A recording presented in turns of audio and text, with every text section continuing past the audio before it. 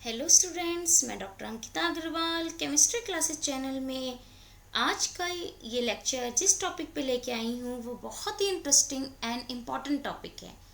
तो चलिए स्टूडेंट्स, आज का ये लेक्चर आज हम इस इंटरेस्टिंग टॉपिक के साथ स्टार्ट करते हैं।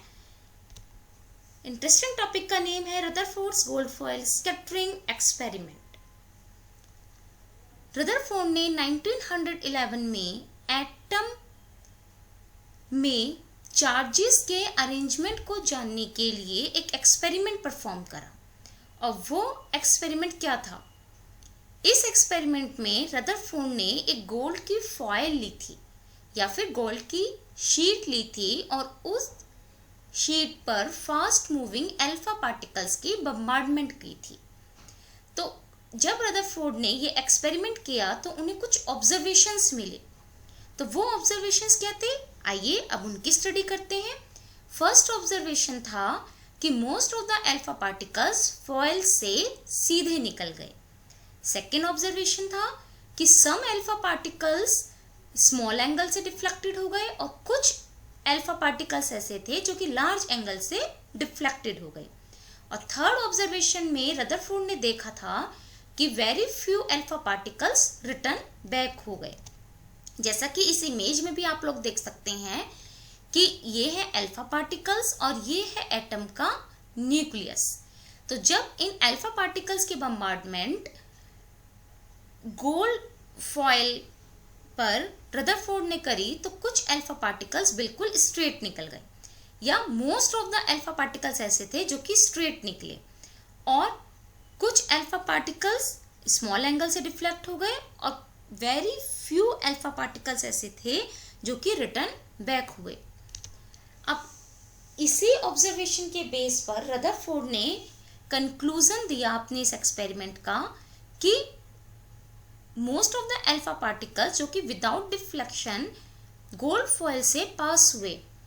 तो इससे पता चला कि एटम का मोस्ट ऑफ द स्पेस ऐसा है जो कि एम्प्टी है, यानी कि एटम एम्प्टी नेचर का है। सेकेंड कंक्लूजन बताया था रदरफोर्ड ने कि सम अल्फा पार्टिकल्स जो कि स्मॉल एंगल से डिफ्लेक्ट हुए थे और कुछ अल्फा पार्टिकल जो कि लार्ज एंगल से डिफ्लेक्ट हुए थे, वो ये शो कर रहे हैं कि एटम के सेंटर में पॉजिटिव चार्ज प्रेजेंट है। और इसी पॉजिटिव चार्ज की वजह से जो कि पॉजिटिवली चार्ज अल्फा पार्टिकल्स की बम्बार्डमेंट गोल्ड फॉयल पर रदरफोर्ड कर रहे थे, ये दोनों आपस में रिपेल कर रहे थे, जिसकी वजह से कुछ अल्फा पार्टिकल्स स्मॉल एंगल से डिफ्लेक्ट हो रहे थे और कुछ अल्फा पार्टिकल्स लार्ज एंगल से डिफ्लेक्ट हो रहे थे। तो रदरफोर्ड ने एटम के सेंट्रल पार्ट को न्यूक्लियस नाम दिया था। तो इसीलिए रदरफोर्ड के गोल्ड फॉयल स्कैटरिंग एक्सपेरिमेंट को डिस्कवरी ऑफ द न्यूक्लियस के नाम से भी जाना जाता है। थर्ड कंक्लूजन में रदरफोर्ड ने बताया था कि वेरी फ्यू पार्टिकल जो कि रिटर्न बैक आ रहे थे वो ये शो कर रहे थे कि न्यूक्लियस बहुत डेंस होता है और हार्ड होता है, जिसकी वजह से गोल्ड फॉयल अल्फा पार्टिकल्स को पास ही नहीं होने दे रही थी। इसी वजह से जो एटम का एंटायर मास है वो न्यूक्लियस पर सेंटर्ड रहता है। तो ये थे रदरफोर्ड्स के गोल्ड फॉयल स्कैटरिंग एक्सपेरिमेंट के कंक्लूजन। इन्हीं कंक्लूजन को J Thomson model of the atom explain नहीं कर पाया था, जिसकी वजह से J Thomson model of the atom reject हो गया था।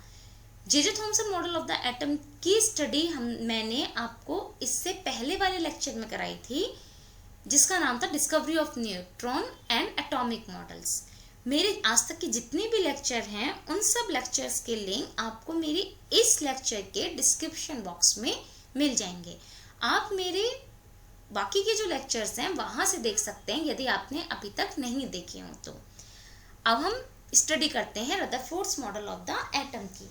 तो रदरफोर्ड ने अपने गोल्ड फॉयल स्कैटरिंग एक्सपेरिमेंट के कंक्लूजन के बेस पर न्यूक्लियर थ्योरी ऑफ एटम या मॉडल ऑफ द एटम को प्रेजेंट किया।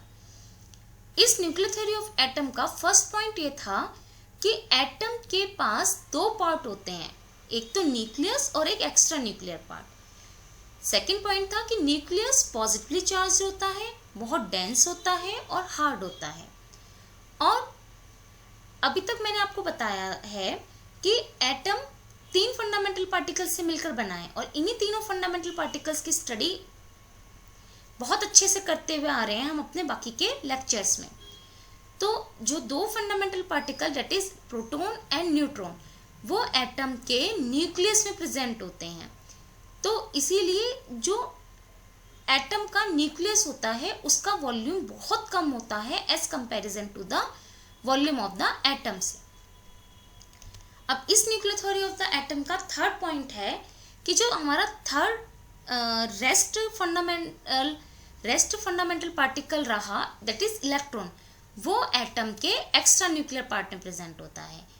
यानी कि 2 fundamental particle that is proton and neutron तो एटम के न्यूक्लियस से प्रेजेंट हो गए और एक fundamental particle that is electron atom के एक्स्ट्रा न्यूक्लियर पार्ट में प्रेजेंट हो गया।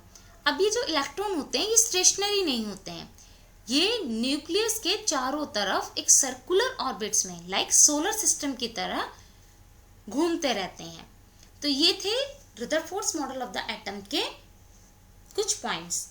बट ये Rutherford's model of the atom भी रिजेक्ट हो गया। क्यों? क्योंकि इसके भी कुछ ड्रॉबैक थे। तो आइए हम उन ड्रॉबैक्स की स्टडी करते हैं। फर्स्ट ड्रॉबैक ये था कि हम ये जानते हैं कि ये हमारा एटम है, एटम के सेंटर में न्यूक्लियस प्रेजेंट है जो कि पॉजिटिवली चार्ज है और इसमें 2 fundamental particle that is proton and neutron present है और थर्ड फंडामेंटल पार्टिकल जो कि नेगेटिवली चार्ज है दैट इज इलेक्ट्रॉन, वो इस न्यूक्लियस के चारों तरफ घूम रहा है।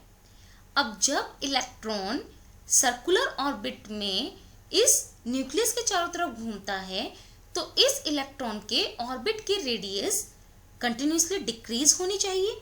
यदि इलेक्ट्रॉन की ऑर्बिट की रेडियस डिक्रीज हो जाएगी तो इस इलेक्ट्रॉन को न्यूक्लियस में आके गिर जाना चाहिए और यदि ये इलेक्ट्रॉन न्यूक्लियस में आके गिर जाएगा तो क्या होगा, हमारा एटम ही डिस्ट्रॉय हो जाएगा।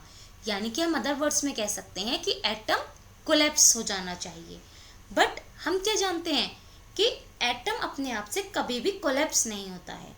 तो इस तरह से Rutherford's model of the atom की स्टेबिलिटी को एक्सप्लेन नहीं कर पाया, जो कि Rutherford's model of the atom का सबसे बड़ा ड्रॉबैक रहा।